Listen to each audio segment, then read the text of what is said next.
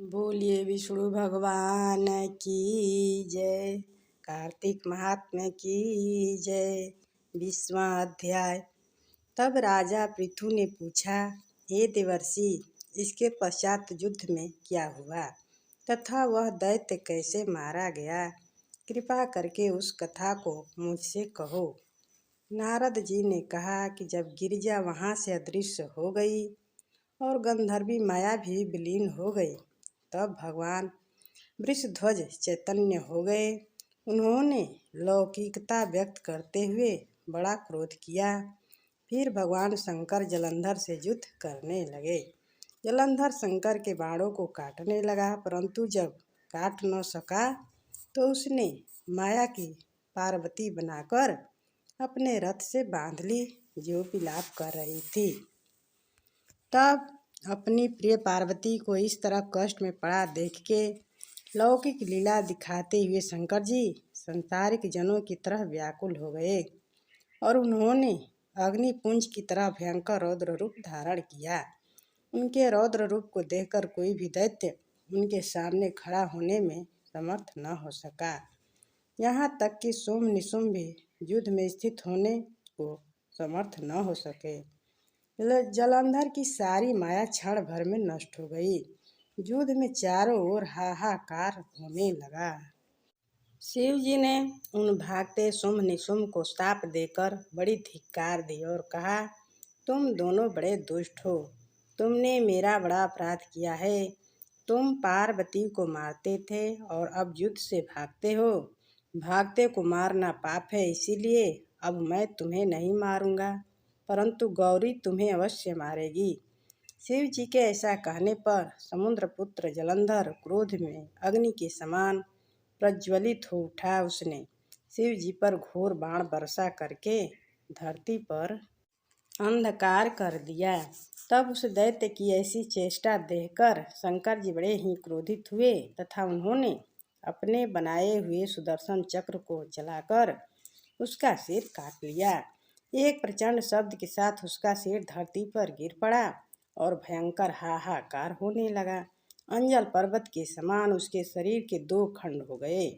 उसके रुधिर से संग्राम भूमि व्याप्त हो गई।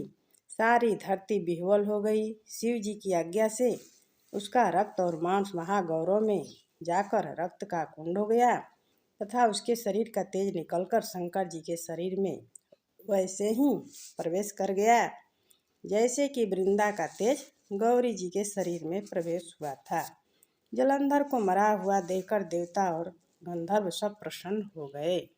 20वां अध्याय समाप्त। अब 21वां अध्याय। अब ब्रह्मा आदि देवताओं ने नतमस्तक होकर शंकर जी की बड़ी स्तुति की और कहा, हे प्रभु, आप प्रकृति से परे पर ब्रह्म और परमेश्वर हैं। आप निर्गुण निर्विकार व सबके ईश्वर होकर भी नित्य अनेक प्रकार के कर्मों को करते हैं। हे शंकर जी, हम सब ब्रह्मा आदि सब देवता आपके दास हैं।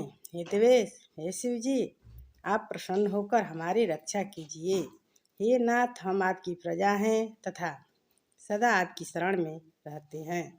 राजा पृथु से नारद जी ने कहा, जब इस प्रकार ब्रह्मा आदि सब देवताओं और मुनियों ने शिव जी की अनेक प्रकार से स्तुति करके उनके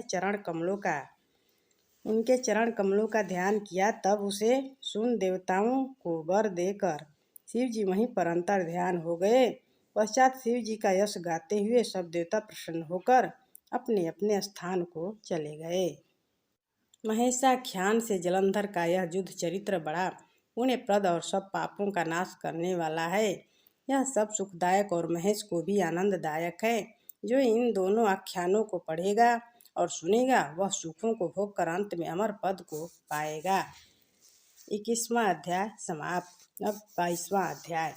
राजा पृथु ने कहा, हे नारद जी, आप कृपा करके मुझको यह बतलाइए कि वृंदा को मोहित करके विष्णु जी ने क्या किया और फिर वह कहाँ गए। जब देवता स्तुति करके मौन हो गए तो भगवान शंकर ने प्रसन्न होकर देवताओं से कहा, हे ब्रह्मा आदि देवताओं, जलंधर तो मेरा ही अंश था। मैंने उसे तुम्हारे लिए नहीं मारा, यह मेरी संसारिक लीला थी। फिर भी आप लोग सत्य कहिए कि इससे आप सुखी हुए या नहीं। तब ब्रह्मादि देवताओं के नेत्र हर्ष से खुल गए। उन्होंने शिव जी को प्रणाम करके विष्णु जी का सब वृत्तांत कह सुनाया, जो उन्होंने बड़े प्रयत्न से वृंदा को मोहित किया था तथा वह अग्नि में प्रवेश करके परम गति को प्राप्त हुई। देवताओं ने यह भी कहा कि तभी से वृंदा की सुंदरता पर मोहित हुए विष्णु जी उनकी चिता की राख लपेटे हुए इधर उधर घूमते हैं। अतः आप उन्हें समझाएं, क्योंकि यह प्राकृतिक चराचर आपके अधीन है। देवताओं से यह सब सुनकर शंकर जी ने उन्हें अपनी दुस्तर माया समझाई और कहा, यह सारा जगत उसी के अधीन है। उसी से मोहित विष्णु भी काम के वश हो गए हैं, परंतु महादेवी उमा त्रिदेवी की जननी सबसे परे वह मूल प्रकृति मनोहर परम मनोहर और वही गिरजा भी कहलाती है। विष्णु जी का मोह दूर करने के लिए आप सब उनकी शरण में जाइए। यदि वह प्रसन्न हो जाएगी तो आप सबका काम हो जाएगा। शंकर जी की आज्ञा से सब देवता मूल प्रकृति को प्रसन्न करने चले। उनके पास पहुंचकर उनकी बड़ी स्तुति की। तब आकाशवाणी हुई, हे देवताओं, मैं 3 प्रकार से तीनों गुणों से पृथक होकर स्थित होती हूँ। सत्वगुण से गौरी, रजोगुण से ज्योति रूप हूँ तथा आप लोग मेरी रक्षा से यदि सादर उन देवियों के पास जाओ तो वह तुम्हारे मनोरथों को पूरा कर देंगी। यह सुनकर देवताओं के नेत्र खुल गए। वह भगवती का आदर करते हुए गौरी, लक्ष्मी और सरस्वती को प्रणाम करने लगे। सब देवताओं की भक्ति पूर्वक प्रार्थना से वह सब देवियां प्रकट हो गईं। सभी देवताओं ने खुश होकर निवेदन किया। तब देवियों ने कुछ बीज देकर कहा, इन्हें ले जाकर दे दो, तुम्हारे सब काम सिद्ध हो जाएंगे। ब्रह्मादि देवता उन बीजों को लेकर विष्णु जी के पास गए। वृंदा की चिता भूमि में डाल दिया, जिससे धात्री, मालती एवं तुलसी प्रकट हुई। विष्णु जी ने जो ही उन स्त्री रूप वाली वनस्पतियों को देखा तो वह उठ बैठे। कामासक्त चित्त से मोहित हो उनसे याचना करने लगे। धात्री व तुलसी ने उनसे प्रीति की तो विष्णु सारा दुख भूलकर देवताओं से नमस्कृत हो अपने लोक को चले गए। वह पूर्ववत सुखी हो शंकर जी का स्मरण करने लगे। यह आख्यान शिव जी की भक्ति देने वाला है।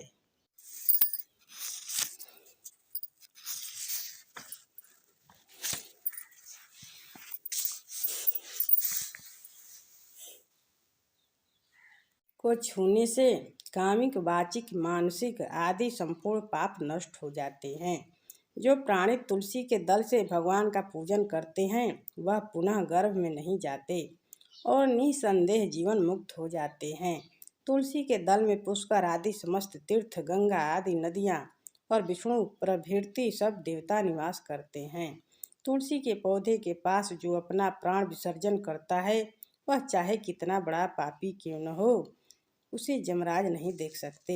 हे राजन, जो लोग तुलसी के काष्ठ का चंदन लगाते हैं वह सहज में मोक्ष को प्राप्त होते हैं। उनके द्वारा किए गए पाप उनके शरीर को स्पर्श नहीं कर पाते हैं। हे राजन, जहाँ तुलसी के वन की छाया हो वहाँ पर पितरों को श्राद्ध करना चाहिए। वहाँ पर पितरों के निमित्त दिया हुआ दान हमेशा के लिए अक्षय हो जाता है। आंवले के वृक्ष की छाया में जो प्राणी पिंड दान करते हैं उनके पितर यदि नरक की यातना भी भोग रहे हों तो भी मुक्त हो जाते हैं। सिर, हाथ, मुंह और देह में जो आंवले को धारण करते हैं उनको विष्णु रूप जानना चाहिए। आंवले के फल और तुलसी के दलों को पानी में मिलाकर जो प्राणी स्नान करते हैं उन्हें गंगा स्नान का फल मिलता है। जो मनुष्य आंवले के पत्तों और फलों से देवताओं का पूजन करते हैं उन्हें स्वर्ण मणि और मातियों द्वारा पूजन का फल प्राप्त होता है। कार्तिक मास में सब तीर्थ, ऋषि, देवता और सब यज्ञ जब सूर्य तुला राशि में होता है आंवले के वृक्ष में वास करते हैं। जो मनुष्य द्वादशी तिथि को तुलसी दल और कार्तिक में आंवले का पत्ता तोड़ता है वह रौरव नरक में वास करता है। जो कार्तिक में आंवले की छाया में बैठकर भोजन करता है उसके अंत संसर्ग में सब दोष नष्ट हो जाते हैं। कार्तिक में जो आंवले की जड़ में विष्णु जी का पूजन करता है उसे श्री विष्णु क्षेत्रों व पूजन का फल प्राप्त होता है।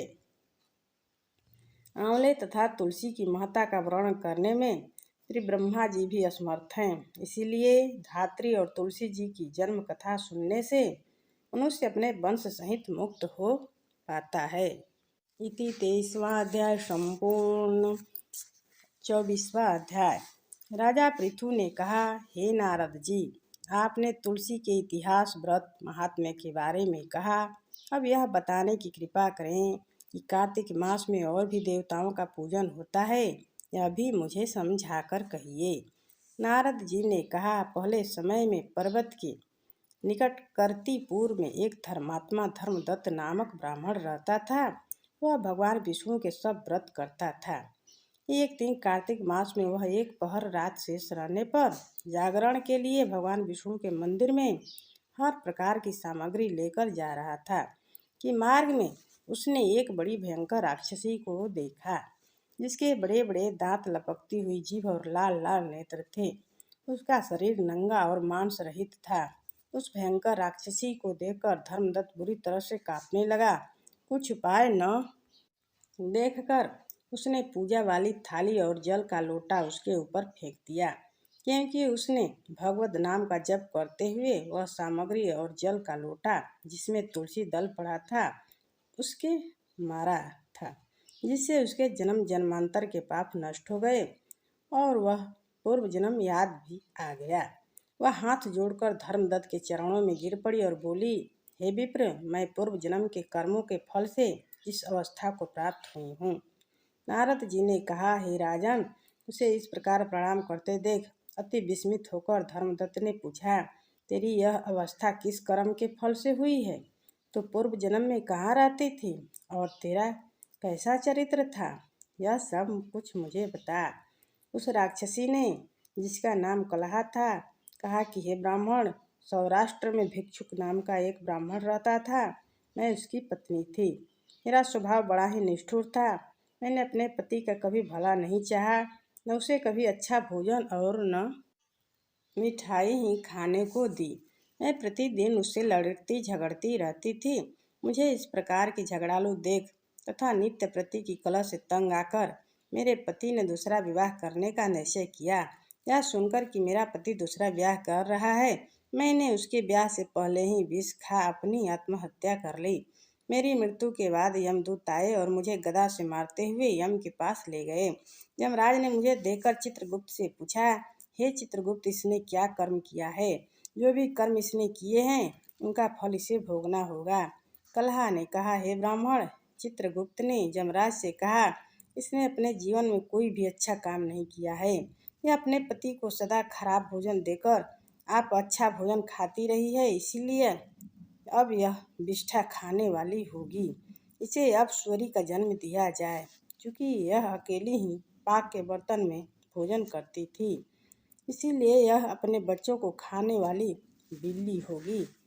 इसने अपने पति पर क्रोध करके आत्मघात किया है, इसीलिए यह प्रेत योनि में जाएगी। अब आप इसको अपने दूतों द्वारा मरु स्थान में भेज दीजिए। वहाँ पर यह बहुत दिनों तक प्रेत योनि में रहकर फिर यह पापीन अपनी तीनों योनियों को भोगे। सो हे ब्राह्मण, मैं 500 वर्ष से प्रेत योनि में हूँ और भूख प्यास के कारण नित्य दुखी रहती थी। एक दिन भूख से तंग आकर मैंने एक वैश्य के शरीर में प्रविष्ट हो गई। उसके शरीर द्वारा मैं कृष्णा और वेणी के संगम पर इस देश में आ पहुँची। एक दिन भगवान शंकर और विष्णु जी ने मुझे बलात् उसके शरीर से बाहर निकाल दिया। फिर मुझे आप दिखाई दिए। आपके लोटे में से तुलसी जल का छींटा मेरे ऊपर पड़ा, जिससे मेरे सब पाप नष्ट हो गए। हे द्विजोत्तम, अब आप मुझे यह बताइए कि आगे होने वाली तीनों योनियों और इस प्रेत शरीर से किस तरह मेरी मुक्ति होगी। धर्मदत्त ने कलहा की बात सुनकर उसके पिछले कर्मों और वर्तमान अवस्था को देखकर बड़ा दुखी हुआ। उसका दुख देखकर उसका चित्त पिघल गया। फिर उसने दुखी भाव से कहा। 24वां अध्याय संपूर्ण। बोलिए विष्णु भगवान की जय।